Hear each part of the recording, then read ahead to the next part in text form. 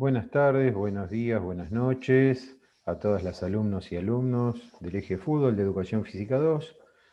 Esta es una charla que tiene como objetivo tratar de darle algunas pautas de lo que es el fútbol y de algunos aspectos de su enseñanza. Pero lo primero que vamos a charlar o que vamos a hablar es de cómo aprendemos los seres humanos.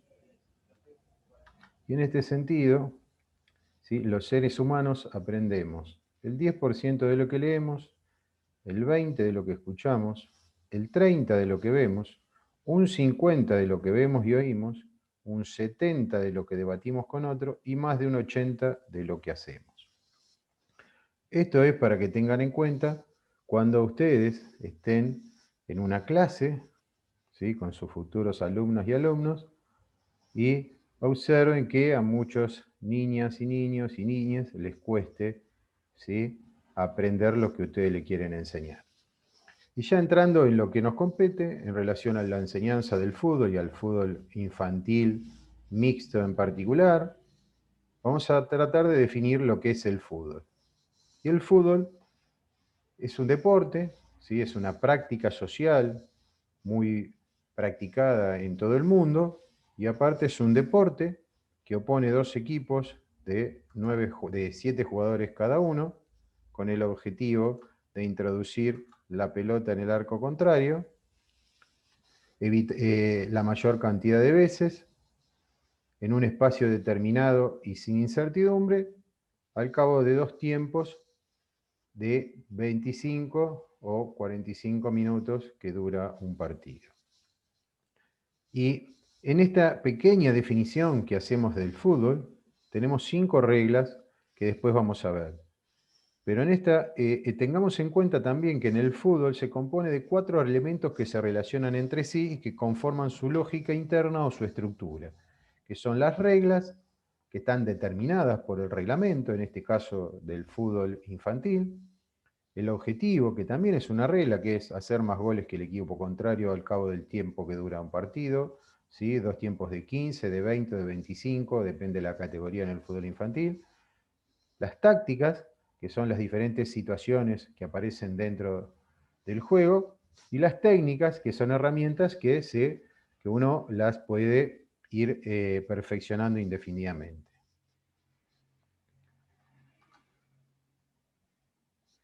Los contenidos del reglamento, según Bayer, se pueden agrupar en 2 bloques. Uno referido al aspecto formal del juego y el otro al desarrollo de la acción.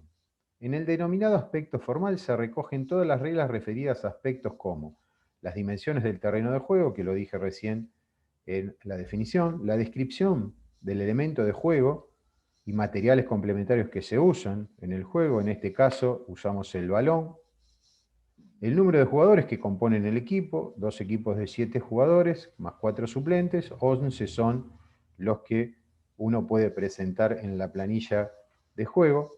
El tiempo total, 2 tiempos de 15, 20 o 25 minutos, con 5 a 10 de una pausa en el medio. La división y el control de tiempo, ¿sí?, 2 tiempos, como decía, y el valor de los goles y cómo ganar. El valor del gol es 1, ¿sí?, cada vez que la pelota se introduce por la línea entre los 2 palos del arco, ¿sí?, vale 1 punto. Gana el que hace más goles al cabo de los 2 tiempos que dura un partido. Acá podemos observar en este dibujo, ¿sí?, el espacio de juego.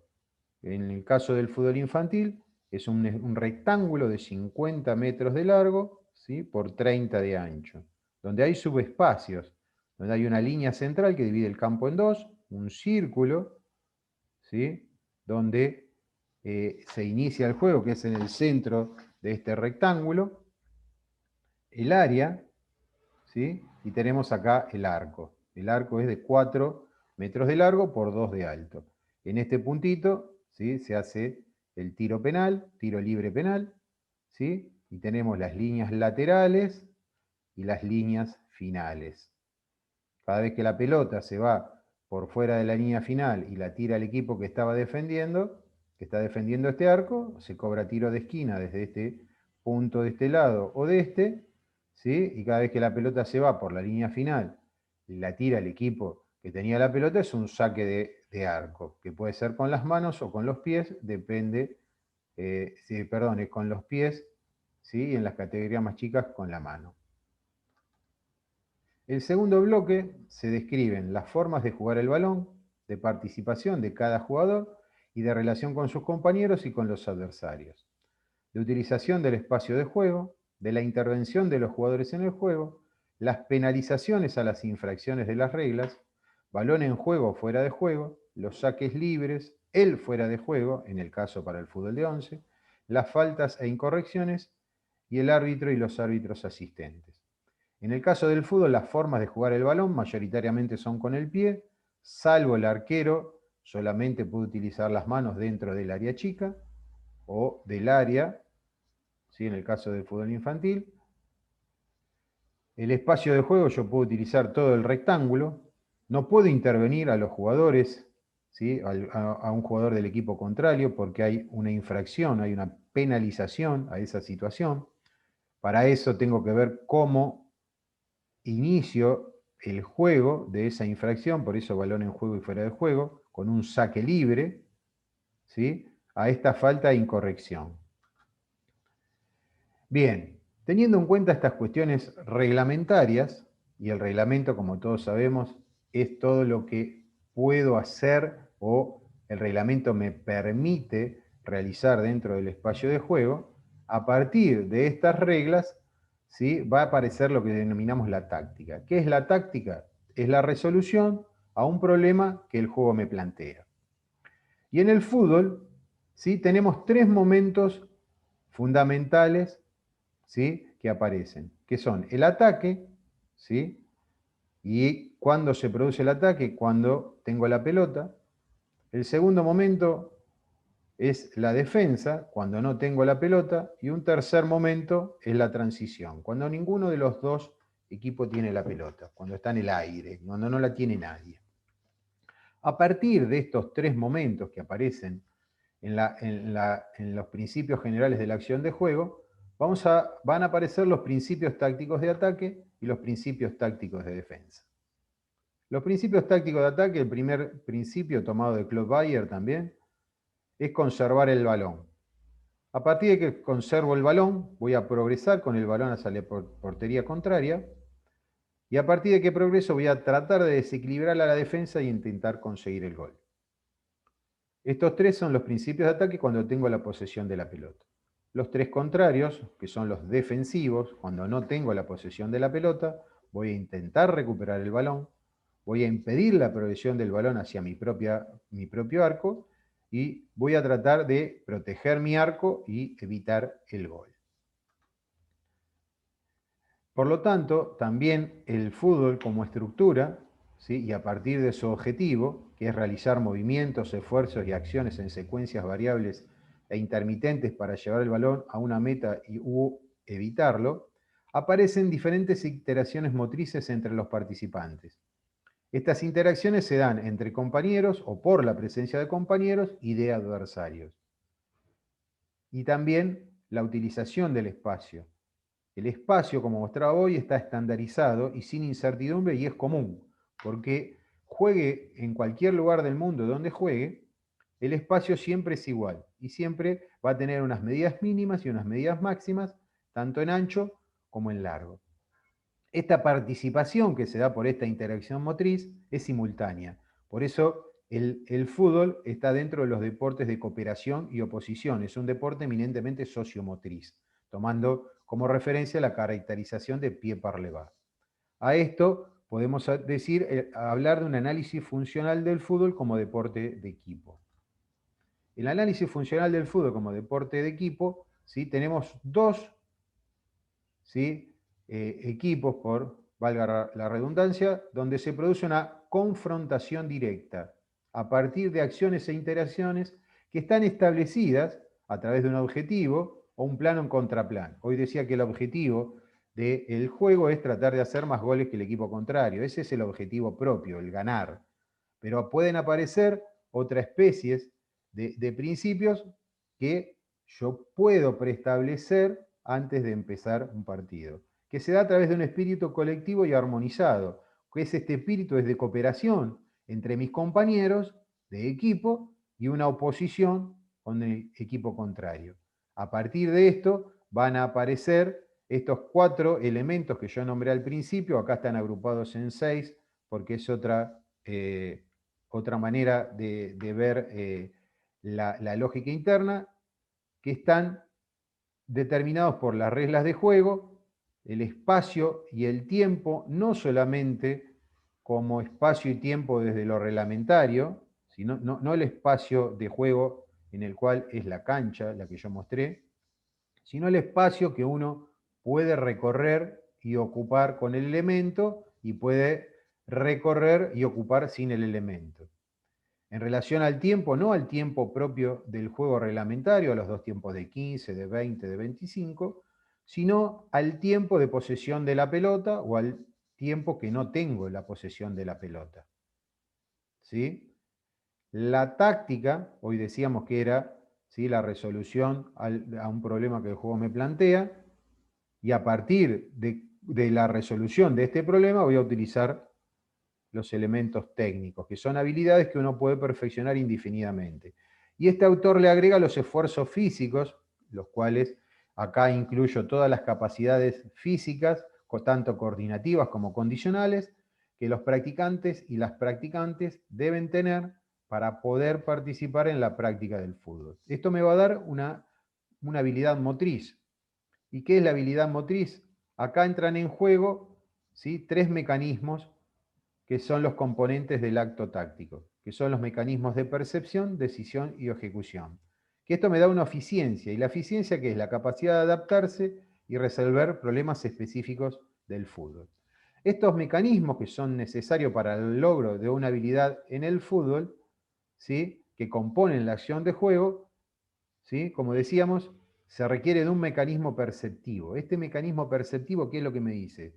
Estos mecanismos perceptivos son estímulos y relaciones espaciales intemporales que me dice qué está pasando, qué es lo que pasa en esa situación que yo estoy observando. Y obtengo información de la situación a través de los sentidos, generalmente la vista. Este proceso es mental, el mecanismo perceptivo. Una vez que obtengo información de la situación, voy a pasar a un mecanismo de decisión que también es mental. Este mecanismo va a decir qué hacer, son las capacidades cognitivas, es lo que se llama la táctica. Este mecanismo de decisión analiza, planifica y decide, ¿sí?, y escoge la mejor respuesta, la respuesta más adecuada a esta situación que yo percibí. ¿Se entiende? Entonces, este mecanismo de decisión, una vez que escoge mentalmente la respuesta más adecuada, pasa al mecanismo de ejecución, que me dice cómo hacerlo. Acá ya estoy poniendo en juego mi capacidad física y mis habilidades técnicas. Es resolver la situación de juego a través de una respuesta motriz. ¿Qué quiere decir esto? Si yo llevo conduciendo la pelota, ¿sí?, con mi pierna hábil, bien pegada al pie, y me aparece un contrario que me la quiere sacar, yo tengo que percibir esa situación, ¿sí?, yo tengo que observar y resolver mentalmente esa situación para después ejecutar de manera motora. Hacerle un amague hacia la izquierda, ¿sí?, como que me voy a ir hacia la izquierda y después amago y me voy hacia la derecha. Este mecanismo tiene por objeto, ¿sí?, observar el comportamiento óptimo en competición, gracias a la utilización de todas las capacidades y habilidades individuales interactuando colectivamente, porque como dijimos, el fútbol es un deporte de cooperación y oposición. Una vez que tenemos bien en claro estas cuestiones de los principios tácticos de ataque y los principios tácticos de defensa, vamos a observar al momento de enseñar en mis grupos, ¿sí?, los contenidos tácticos ofensivos, que no son lo mismo que los principios tácticos. Los principios tácticos decíamos que era tener la pelota, progresar en el campo y hacer el gol. De esos principios tácticos derivan los contenidos, que son los desmarques, los apoyos, los contraataques, los desdoblamientos, generar espacios libres, ayudas permanentes, paredes, control del juego, ritmo del juego, cambio de ritmo, cambio de orientación, velocidad en el juego y progresión en el juego, etc. Estos son algunos de los contenidos que uno tiene que trabajar con sus grupos en la medida que el grupo requiera que se aprendan estos contenidos. Los contrarios a los contenidos tácticos defensivos, que derivan de los principios tácticos defensivos, que son recuperar la pelota, evitar que avancen y evitar el gol, marcaje en zona y hombre, ¿sí? En relación a los marcajes, cuando más bajo es el nivel de saber de mi grupo, es más fácil este tema del marcaje a hombre, porque yo le digo a mi alumno o a mi alumna o a mi practicante, andá y seguí al número 5, y lo único que tiene que hacer es seguirlo por todo el espacio de juego. En cambio, el marcaje en zona, en ese sentido, es mucho más complicado porque tengo que estar atento a lo que van a hacer mis compañeros y a las líneas que se forman dentro del espacio de juego. Los repliegues, los cubrimientos, los relevos, los desdoblamientos, las ayudas permanentes, las temporizaciones, las cargas, la anticipación, la interceptación, pressing, etc. Estos son algunos de los contenidos tácticos defensivos. Una vez que yo tengo en cuenta y pude dar algunos contenidos tácticos ofensivos y defensivos, pasamos a los contenidos técnicos, ¿sí? Y acá vamos a hablar cuándo entra en la enseñanza del fútbol un contenido técnico, cuando es necesario para progresar en el aprendizaje en este caso, del fútbol. Y acá hablamos de los pases. Los pases, no del pase, porque el pase en sí no existe. Existen los pases. ¿Sí? El pase es una convención que tengo con otro de manera tácita, ¿sí? Para poder pasarle la pelota y para que pueda avanzar en el campo y se consigan los principios tácticos, en este caso de ataque. Y los vamos a dividir teniendo en cuenta la superficie del pie, que es la parte que más se usa, y el pase puede ser con la planta del pie, con el empeine, con el borde interno, con el borde externo, con la punta, con el taco. Cada una de estas técnicas va a derivar de una situación en particular. ¿Sí? Un pase con la planta del pie es muy probable que sea un pase corto, ¿sí? De un compañero hacia otro que lo están queriendo marcar y se quiere deshacer de la pelota y como está tan presionado no tiene otra opción que pasarla con la planta del pie. Un pase con el empeine es muy probable que sea un pase largo porque se le pega a la pelota con toda la superficie anterior del pie. Con el borde interno, lo mismo va a ser, no va a ser un pase tan largo que con el empeine, pero ¿qué va a hacer el borde interno? Me va a dar mucho más control y precisión de ese pase. Puede ser un pase entre 7 a 10 metros de distancia entre el pasador y el receptor. Otras partes del cuerpo en las que puedo realizar un pase: la rodilla, el muslo, el pecho y la cabeza. Y siempre voy a tener en cuenta, ¿sí?, la situación de juego para poder utilizar estas partes del cuerpo para realizar un pase. Los tipos de pase, teniendo en cuenta o de acuerdo a la distancia, pueden ser cortos, medianos o largos. Y cada uno tiene su objetivo diferente. De acuerdo a la altura, puede ser a ras del suelo, a media altura o por elevación. Si yo lo quiero hacer a ras del suelo, muy difícil va a ser si le pego con la punta. Entonces, para que sea a ras del suelo, lo voy a tener que pegar con el borde interno del pie o con el taco. De acuerdo a la superficie de contacto, con la parte interna, externa, el peine, punta, taco, etcétera, etcétera. Los tipos de conducción, según la superficie de contacto, con la parte externa del pie, con la parte interna, con el empeine, con la punta o con la planta. Y cada una tiene diferente objetivo. Si yo voy a conducir con la parte externa del pie, seguramente va a ser una conducción rápida y que la pelota no esté pegada a mi pie. Le voy a ir pegando con la parte externa del pie, ¿sí?, porque estoy solo y no tengo ninguna presión de ningún jugador del equipo contrario.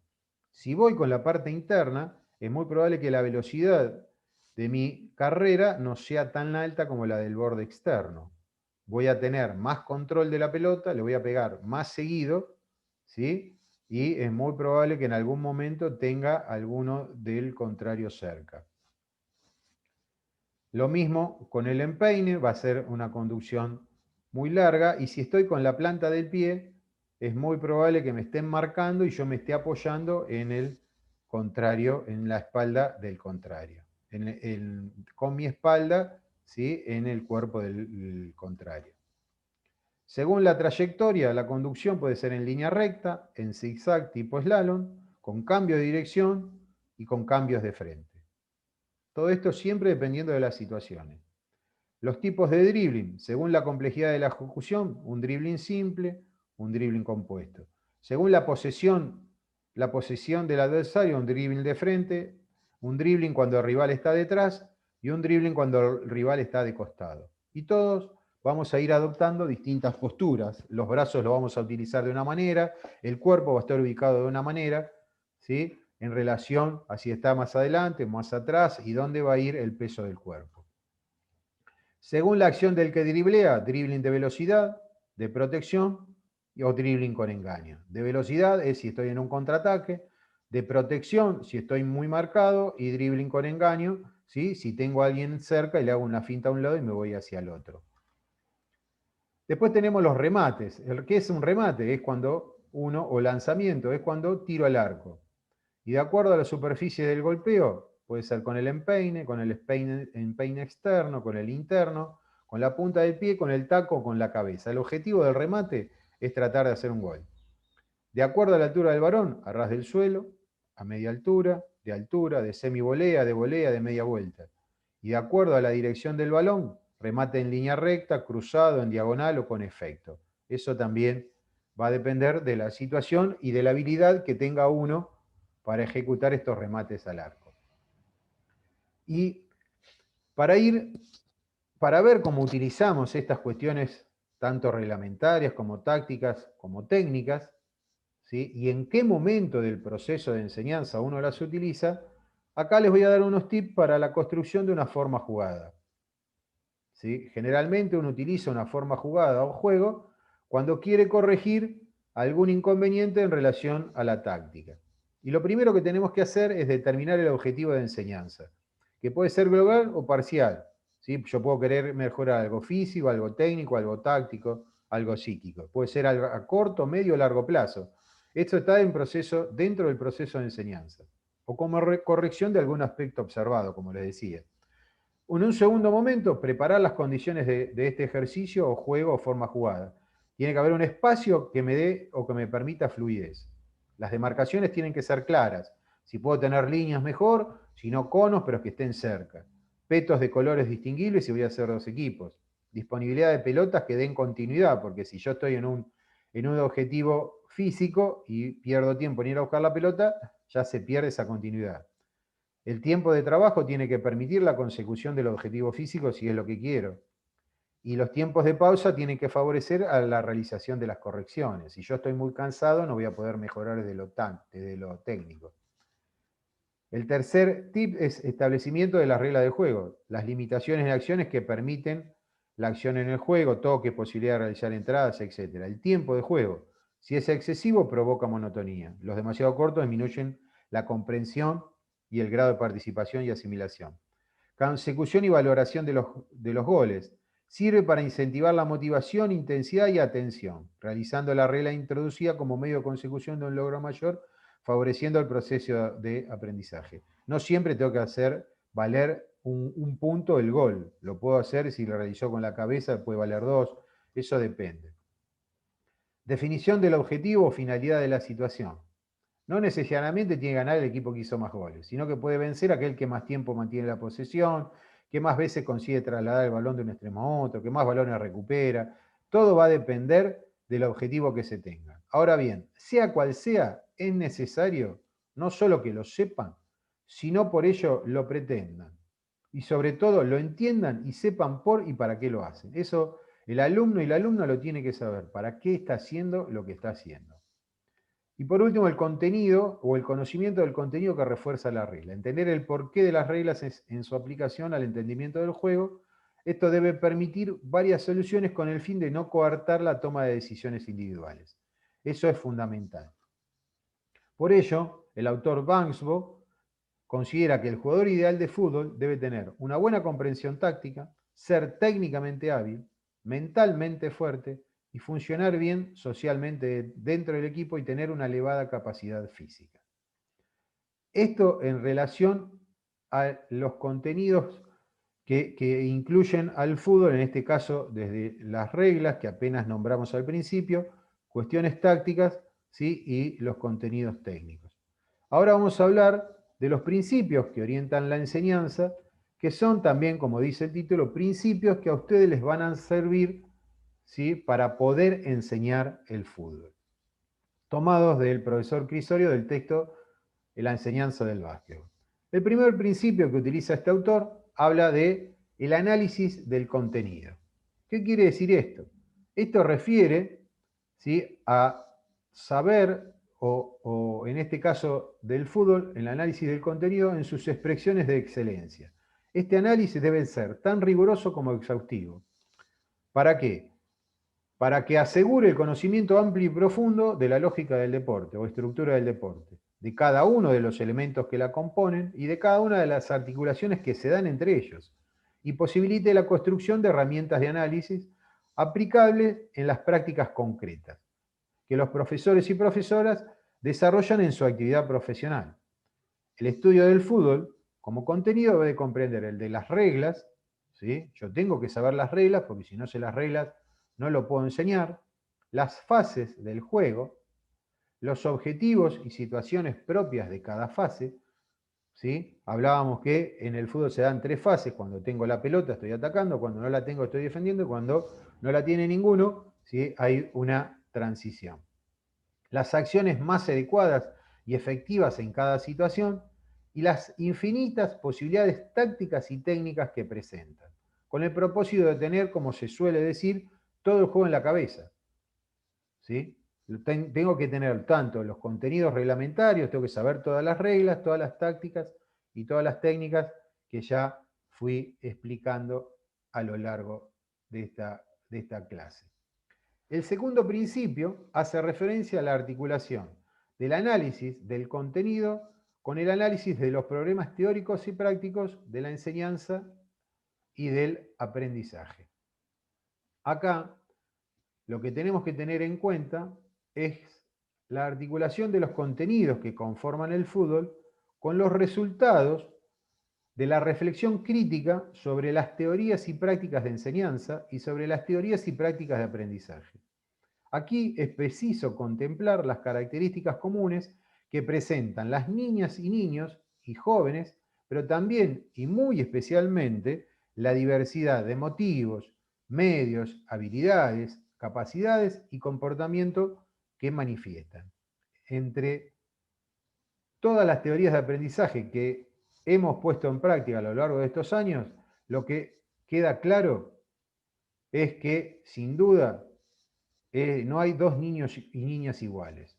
Y acá coincidimos con la proposición de Brunner, que habla de que se puede enseñar cualquier cosa a cualquier edad, a condición de encontrar el canal de comunicación adecuado. ¿Sí? Yo tengo que saberle explicar a mi jugador o a mi jugadora lo que le quiero enseñar. ¿Sí? ¿Qué quiere decir esto? Yo tengo que hallar la manera de enseñar a cada uno de las niñas y niños en orden a su deseo, sus miedos, sus necesidades, sus capacidades, de plantear la exigencia adecuada en función del conocimiento de que dispone. Siempre los alumnos y alumnas algo ya saben. De esperar el momento de saber que hay niños y niñas que sencillamente copian globalmente lo que ven, que hay otros que necesitan desmenuzar los movimientos, otros que requieren tiempos o condiciones más facilitadas, otros que comprenden por medio de la palabra, otros, aunque son dispersos, ¿sí? Lo que muestra la experiencia es que esta dialéctica se da siempre entre el aprendizaje y el juego. ¿Qué quiero decir esto? Es que los alumnos y alumnas y alumnes van a aprender lo que quieren, cuando quieren y cómo quieren. Lo que tenemos que tratar como futuros profesores y profesoras es de tratar de enseñarle algo que a ellos les sea significativo, para que ellos tengan ganas de aprender, ¿sí?, lo que nosotros le queremos enseñar.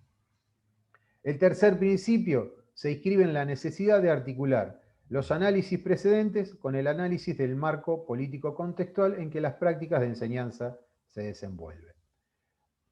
¿Qué quiere decir esto? Acá suele proponerse que el diagnóstico institucional debe incluir y articular distintas dimensiones que afectan las prácticas de enseñanza, que se llevan adelante desde la trama interna de la institución y su posición en el contexto social y deportivo.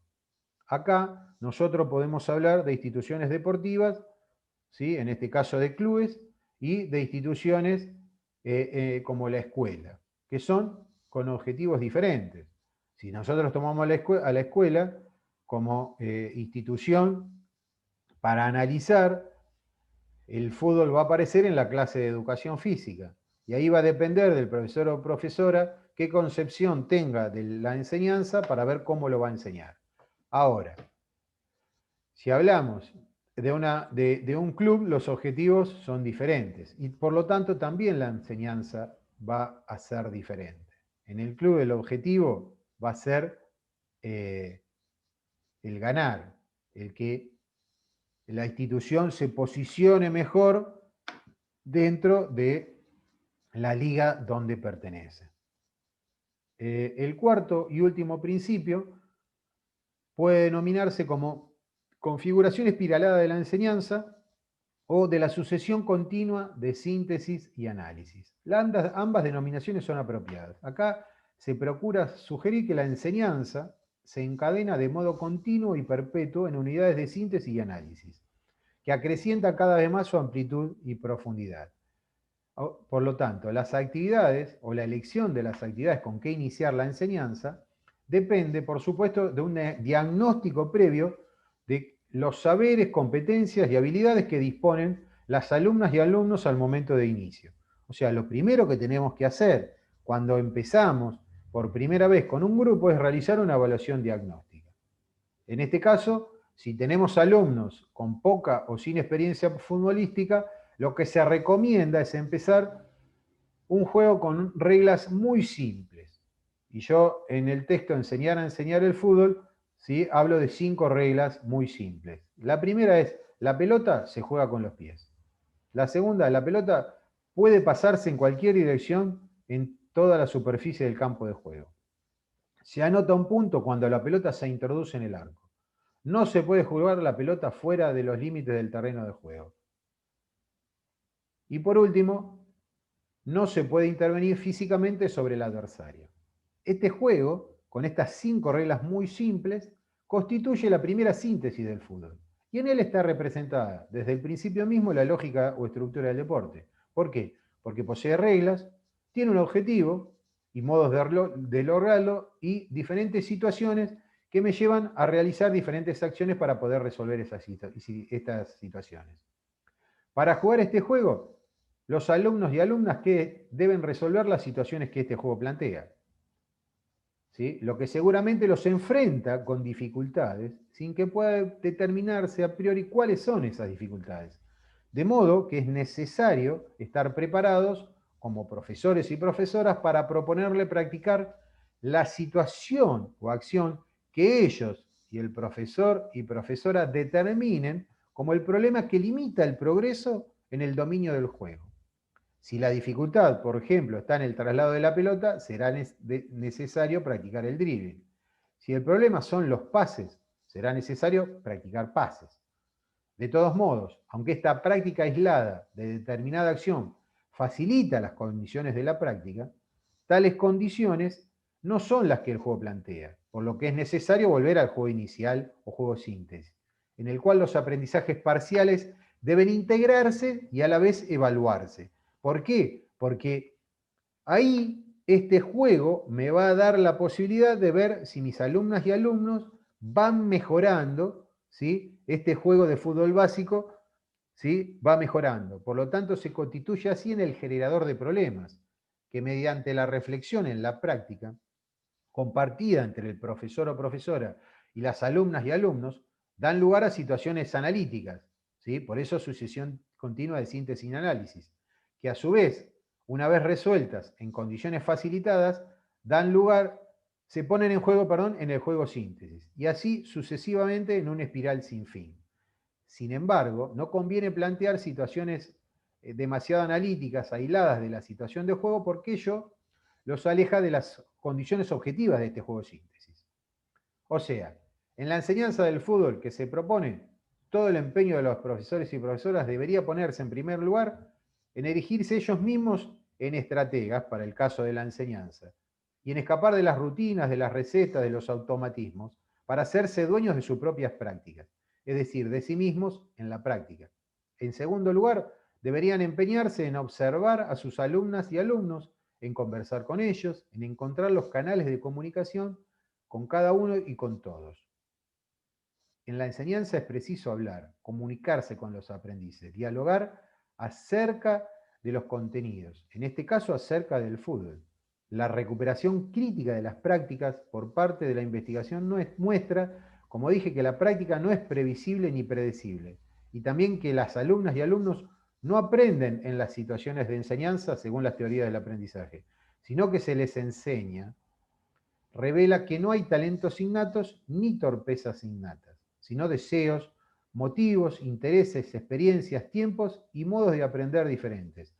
Indica que no hay edades ni fases sensibles para el aprendizaje de tal o cual acción o situación, como tampoco hay actividades mejores o peores, sino que hay disposiciones, que hay que saber encontrar y hay oportunidades que hay que saber elaborar para proponer juegos, drills o ejercitaciones, pues ninguno de ellos es bueno o malo por sí solo, sino en relación con la inclusión en el proceso de enseñanza.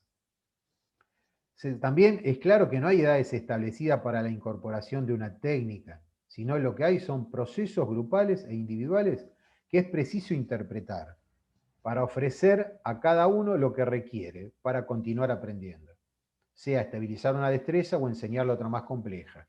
Muestra que sí es cierto que es necesario progresar de lo fácil a lo difícil, de lo sencillo a lo complejo. Ni lo fácil y lo sencillo, ni lo difícil y lo complejo son invariantes. Que lo que en una situación es difícil es fácil en otra. Que lo que para un alumno es sencillo es complejo para otro. Expone, en fin, que la enseñanza del fútbol, como la de cualquier otro deporte, no es sino a través nuestro y es como nosotros la hacemos. ¿Qué quiere decir esto? Podemos volver al segundo principio, la articulación del análisis del contenido, donde tenemos que tener en cuenta que cada alumno y alumna tiene su velocidad y ritmo de aprendizaje. Y esa velocidad y ritmo de aprendizaje va a depender pura y exclusivamente de sus experiencias anteriores, de sus experiencias previas, de su biografía deportiva y de su contacto que haya tenido sobre el fútbol. Y que hay que respetar ese ritmo de aprendizaje. Y que si hay algo muy difícil hay que hacerlo más fácil. Y también tenemos que tener en cuenta en qué contexto uno lo enseña. No es lo mismo, como decíamos, una escuela, si un ámbito formal, que un club o escuelita de fútbol. Para esto, lo que quiero dejar en claro es que tenemos que saber de fútbol todo lo que se pueda en relación a las reglas, las tácticas y las técnicas. A partir de eso vamos a poder articular nuestra enseñanza y nuestras alumnas y alumnos van a poder aprender lo que nosotros queremos enseñarles. Muchísimas gracias por haber escuchado esta charla y un gran saludo a todas y a todos por haber escuchado esta charla. Muchas gracias.